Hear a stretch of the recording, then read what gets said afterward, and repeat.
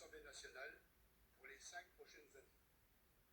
Aujourd'hui, nos deux députés, Géraldine Grangier sur la 4e circonscription et Nicolas Paco sur la 3e.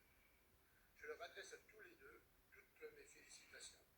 Et je compte désormais sur eux pour qu'ils défendent au plus haut niveau de l'État les intérêts de nos habitants et de nos collectivités. Je tiens également à saluer tous les candidats et leurs suppléants présents ce soir qui ont certes échoué et qui ont animé et enrichi le débat public pendant plusieurs semaines en mettant en exergue les problèmes de société. Je compte sur eux, sur les deux élus, Nicolas ici présent et Géraldine Grangier.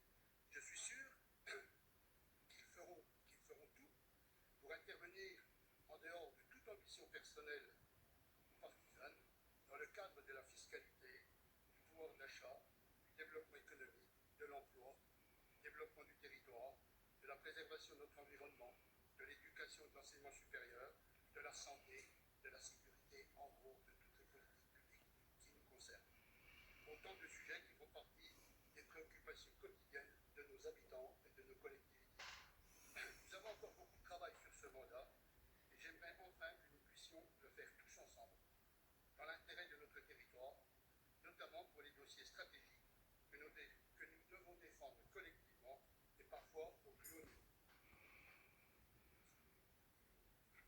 Quand le pays Montbéliard parle d'une même voix, bien le pays Montbéliard sait se faire entendre. Je compte donc sur Géraldine Grangier et surtout sur Nicolas Paco qui est avec nous, je félicite une nouvelle fois, qui est aussi élu communautaire pour être aux côtés de l'agglomération et non en opposition avec l'agglomération.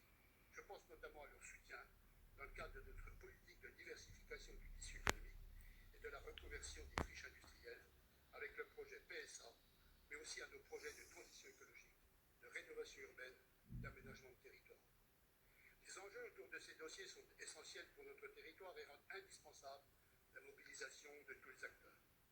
Le programme de ce soir, de ce conseil de communauté, est particulièrement chargé. Il témoigne une nouvelle fois de notre volonté de développer et de soutenir notre territoire.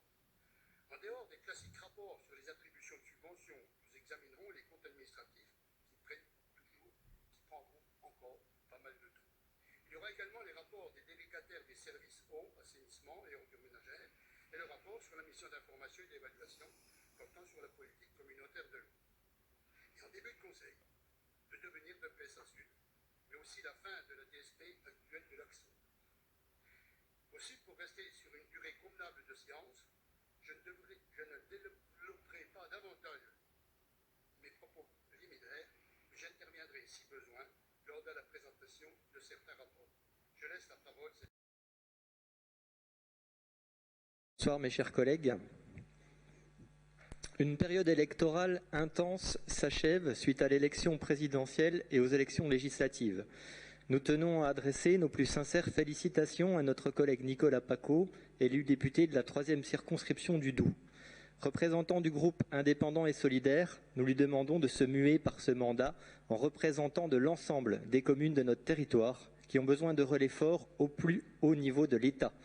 Nous aurions souhaité qu'un élu du cru, un élu de terrain, soit également élu dans la 4e circonscription. Cela n'a pas été le cas, mais la tradition républicaine et le respect évident du résultat des urnes nous engagent à féliciter également Madame Grangier et à lui souhaiter pleine réussite dans ce mandat au service du pays de Montbéliard. Gageons que sa double casquette de députée et conseillère régionale, qui a la compétence économique, lui permette de nous accompagner efficacement dans la nécessaire diversification économique de notre territoire. Ces dernières élections auront été marquées du sceau d'une abstention record, démontrant une fois encore le désamour de nos concitoyens envers la politique, pourtant la plus noble des activités lorsqu'elle est faite pour servir l'intérêt général.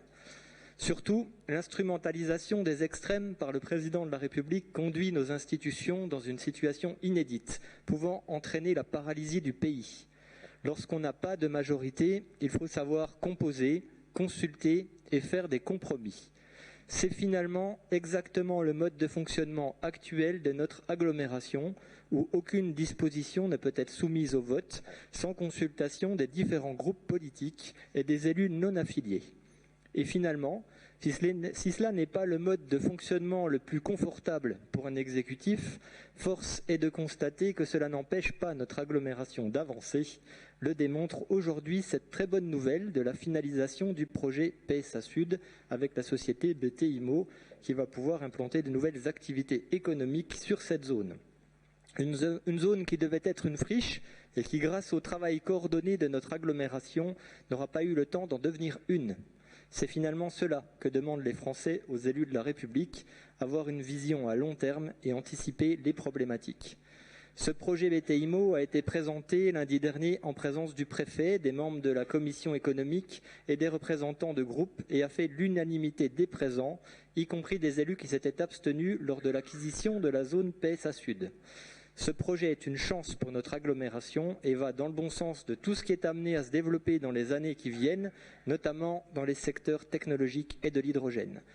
Tout est mis en œuvre pour que cette agglomération, deuxième bassin industriel de France, conserve ce caractère, mais devienne également un territoire d'innovation technologique. À ce titre, le festival Inouï au Matern Lab qui s'ouvre samedi sera l'occasion pour tous, petits et grands, de découvrir ce que sera l'avenir technologique de notre territoire. Durant les 4 ans qui viennent, où sauf destitution il n'y aura plus d'intérêts électoraux, il nous faudra continuer de travailler tous ensemble dans l'intérêt de nos administrés et nonobstant les ambitions personnelles des uns et des autres. Aujourd'hui, l'ordre du jour de notre conseil de communauté est riche. Gageons qu'il ne soit tout de même pas trop long. Je vous souhaite à tous un conseil constructif et éclairant.